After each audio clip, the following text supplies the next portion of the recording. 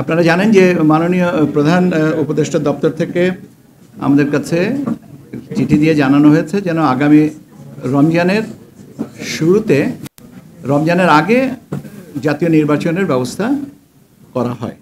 ঘোষণা করা হলো জাতীয় সংসদ নির্বাচনের রোডম্যাপ। ত্রয়োদশ জাতীয় সংসদ নির্বাচন সামনে রেখে সংসদীয় আসনের সীমানা নির্ধারণ, ভোটার তালিকা চূড়ান্তকরণ, রাজনৈতিক দল নিবন্ধন ও দেশীয় পর্যবেক্ষক সংস্থার নিবন্ধন চূড়ান্ত করা সহ 24টি গুরুত্বপূর্ণ কার্যাবলীকে প্রাধান্য দিয়ে রোডম্যাপ ঘোষণা করেছে নির্বাচন কমিশন ইসি।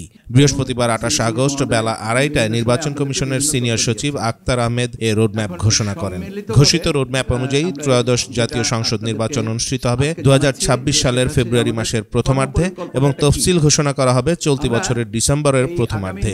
ইসি সচিব আখতার আহমেদ বলেন, আমাদের এই কর্মপরিকল্পনাটাই আমরা 24টা অংশে ভাগ করে আমরা দেখেছি। তার একটা হচ্ছে অংশীজনের সাথে সংলাপ।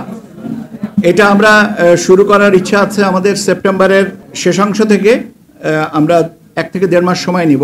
এটার সাথে সুশীল সমাজ, রাজনৈতিক দলের প্রতিনিধি, বিশ্ববিদ্যালয়ের শিক্ষক, নারী সমাজের প্রতিনিধি, ইলেকট্রনিক অ্যান্ড প্রিন্ট মিডিয়ার ব্যক্তিত্ব যারা আছেন ইত্যাদি যারা আছেন তাদেরকে সবাইয়ের সাথে আমরা সংলাপ গ্রহণ করব এবং সংলাপের জন্য সময়সূচিগুলো আমরা পরবর্তীতে জানিয়ে দেব এবং আমরা তাদেরকে আনুষ্ঠানিকভাবেও আমন্ত্রণ করব।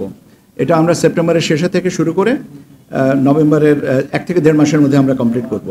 নির্বাচনের রোডম্যাপ ঘোষণার পর সাংবাদিকদের বিভিন্ন প্রশ্নের উত্তর দেন নির্বাচন সচিব আখতার আহমেদ।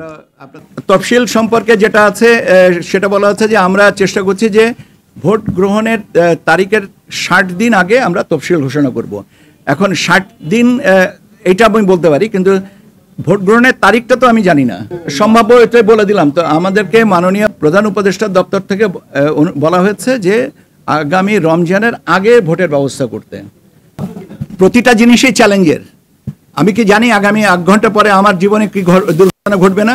সে প্রত্যেকটা জিনিসই চ্যালেঞ্জের এবং প্রত্যেকটা জিনিসকে মোকাবেলা করার জন্য মানসিক প্রস্তুতি থাকতে হবে। এটাই হচ্ছে দৃঢ়তা এবং এটাই আমরা চাই।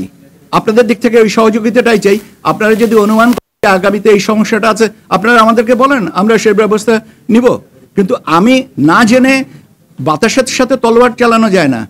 পরিস্থিতি আসবে, পরিস্থিতি মোকাবেলা করতে হবে, ওটাই চ্যালেঞ্জ এবং ওইটার জন্য মানসিকভাবে যে দৃঢ়তা থাকা দরকার, আল্লাহর মেহেরবানিতে আমাদের সবারই সেই দৃঢ়তা আছে, আপনাদেরও আছে, আমাদেরও আছে। সিসি ক্যামেরার বিষয়টা, বডি ক্যামেরার বিষয়টা স্বরাষ্ট্র মন্ত্রণালয়ের ব্যাপার।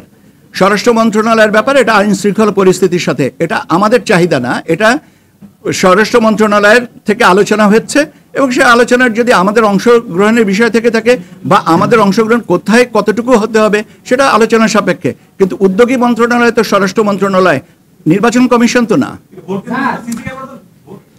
এটা তো ভোট কেন্দ্রে সিসি ক্যামেরা থাকা লাগবে কি লাগবে না, এটা নির্ভর করতেছে তো স্বরাষ্ট্র মন্ত্রণালয়ের অনুমানের উপরে।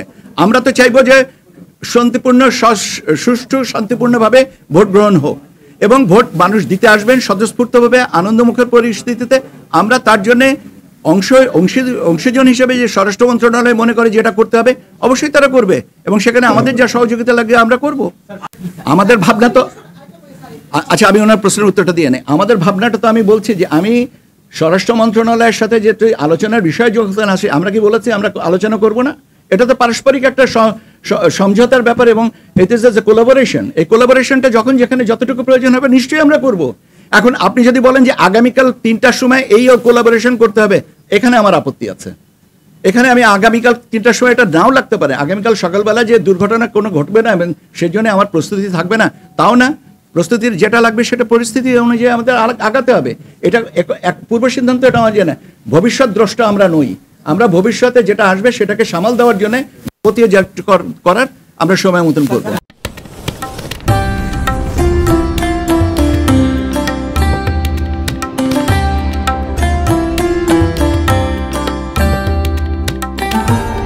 এমই টিভি, স্বাধীন বাংলার স্বাধীন কণ্ঠ।